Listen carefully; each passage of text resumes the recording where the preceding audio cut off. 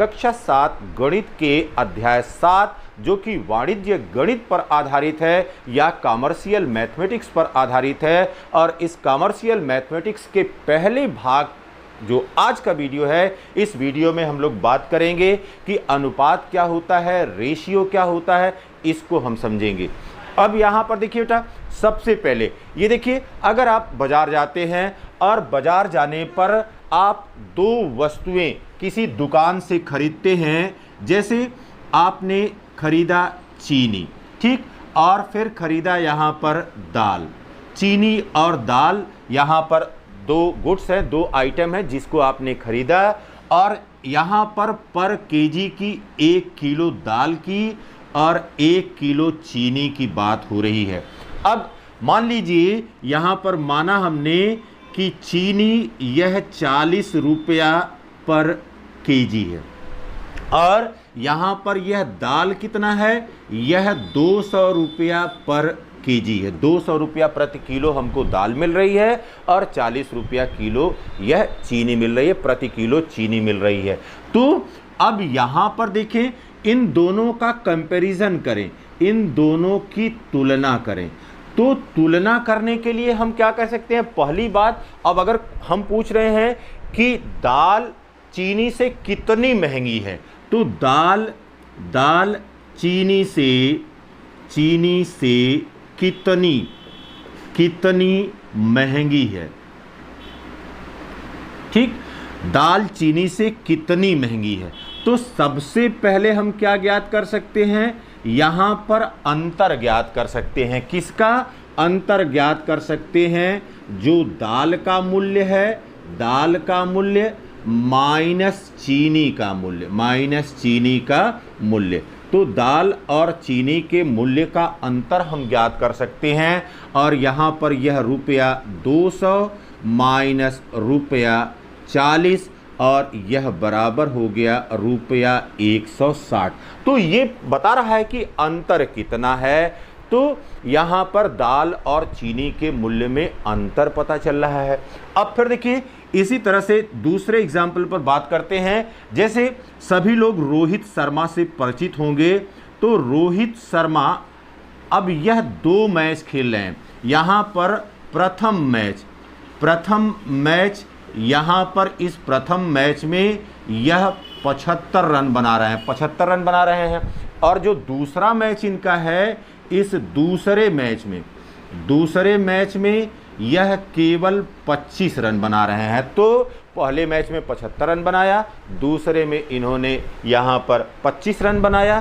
तो अब यहाँ पर दोनों मैचों के रनों में अगर तुलना कर रहे हैं, तो रनों में तुलना देखिए, यह क्या हो गया, यहाँ पर हो गया 75 माइनस 25 और यह बराबर हो गया 50 रन के।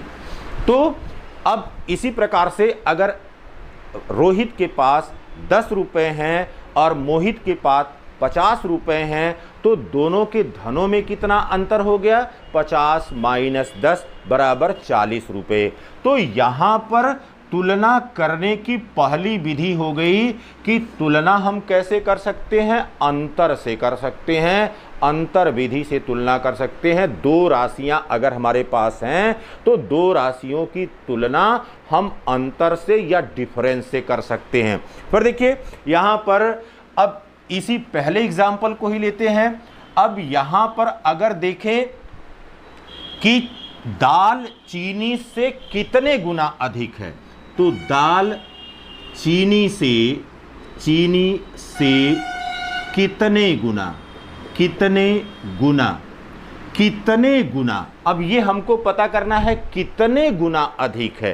तो अब यहाँ पर दाल का मूल्य यह रुपए में बटे चीनी का मूल्य और यह बराबर भी क्या है? रुपए में। और दाल का मूल्य यहाँ पर 200 रुपया है बटे चीनी का मूल्य यहाँ पर 40 रुपया है। आप काट देंगे तो ये हो जाएगा 5/1 के, तो 40 एक कम 40 और यहाँ पर हो गया 5, तो ये 5/1। इसका मतलब है कि दाल जो है वह चीनी से 5 गुना अधिक महंगी है। तो अगर शब्द कितने गुना आ रहा है तो कितने गुना का अर्थ ही हो गया कि हम अनुपात कर रहे हैं। और इसके लिए हमने क्या किया, यहाँ पर भी तुलना किया, यहाँ पर भी तुलना किया, और उसके लिए हमने डिवीज़न मेथड का या भाग विधि का प्रयोग किया। तो भाग विधि का उपयोग करके भी हम दो राशियों की तुलना कर सकते हैं। दो गणितीय राशियां हो या दो भौतिक राशियां हो, उनकी तुलना कर सकते हैं।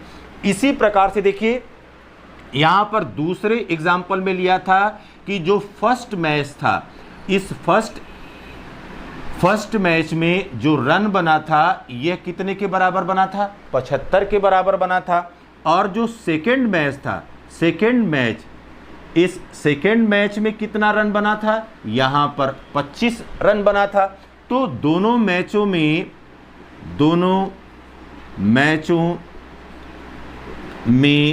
रनों की तुलना। अब यहाँ पर देखिए, फर्स्ट मैच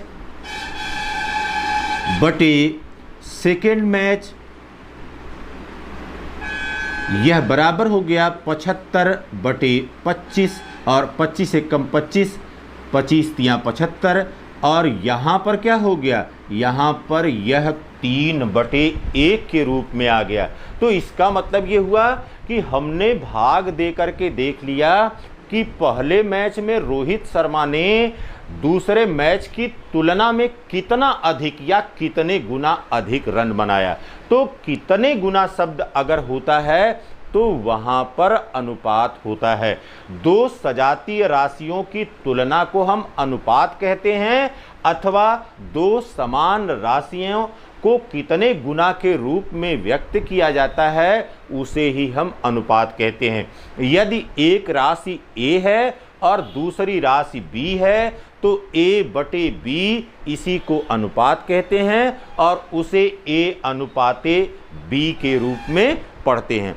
अब यहाँ पर बात करते हैं कि अगर दो राशियाँ ली गई हैं तो उन दोनों राशियों को एक ही इकाई में होना चाहिए, तभी आप तुलना कर सकते हैं। जैसे मच्छर की तुलना आप हाथी से नहीं कर सकते हैं। मच्छर की लंबाई वह मिलीमीटर में होगी और हाथी की लंबाई वह मीटर में होगी, तो इन दोनों की तुलना नहीं की जा सकती है। या 5 सेंटीमीटर कपड़ा और 25 मीटर कपड़ा, इन दोनों की भी तुलना नहीं की जा सकती है। अगर तुलना करना होगा तो दोनों को एक इकाई में सबसे पहले परिवर्तित करना होगा।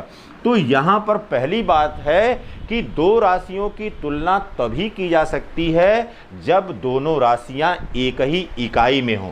तो यहाँ पर इकाई या यूनिट का क्या मतलब हुआ, यहाँ पर यूनिट का मतलब हुआ कि मात्रक एक होना चाहिए, मात्रक एक होना चाहिए। कैसे, यहां पर देखिए बेटा, अगर हम ले रहे हैं 2 केजी चावल, 2 केजी चावल ले रहे हैं, और फिर यहां पर हम ले रहे हैं 20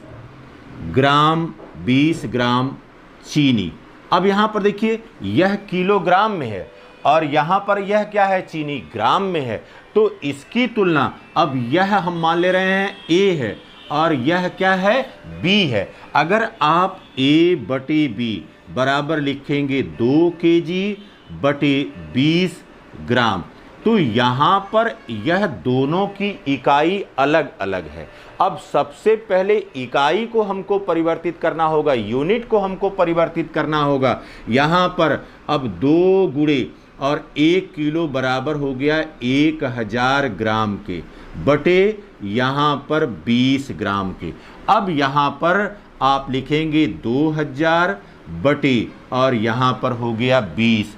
अब यह ग्राम से ग्राम कट गया, तो ग्राम से ग्राम कट गया। अब यहाँ पर ये कट गया, अब ये हो गया 100, यह बराबर हो गया 100 बटे 1। और यह भी याद रखिए कि अनुपात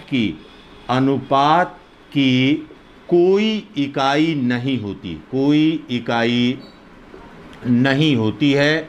जो भी रेशियो होगा, रेशियो की कोई इकाई नहीं होगी। फिर बात आती है कि दो राशियों का अगर हमने अनुपात ज्ञात करना है तो उसमें कोई भी राशि शून्य नहीं होनी चाहिए। जैसे 0 और 5, फिर 8 और 0, अगर इसका अनुपात निकालना चाहें तो इसका अनुपात आपको नहीं निकलेगा, अनुपात आपको नहीं मालूम होगा। अनुपात ज्ञात करने के लिए दोनों राशियां a और b अशून्य होनी चाहिए, उसमें से कोई एक भी शून्य नहीं होना चाहिए। फिर अनुपात को हम सरलतम रूप में व्यक्त कर लेते हैं। जैसे अगर यहां पर हमको मिल रहा है 80/16, यह a/b है, तो 16 एकम 16, 16 पचे 80, तो ये हो गया 5/1 के। या a/b यह बराबर है 1/121 या 11/121 के, यह बराबर हो गया 11 एकम 11 और ये हो गया 11। तो यहाँ पर जब भी कोई अनुपात हम ज्ञात करते हैं तो अनुपात ज्ञात करते समय यह ध्यान रखते हैं कि हमने लास्ट में उसको सरलतम रूप में व्यक्त कर लेना है। और सरलतम रूप में व्यक्त करने का सबसे सामान्य तरीका है कि अंश और हर में जो संख्याएं दी गई हैं, अंश और हर की संख्याओं के महत्तम समापवर्ग से दोनों संख्याओं में भाग दे देते हैं और कोई भी यहाँ पर जो भिन्न है या परिमेय संख्या है वह अपने सरलतम रूप में प्राप्त हो जाती है।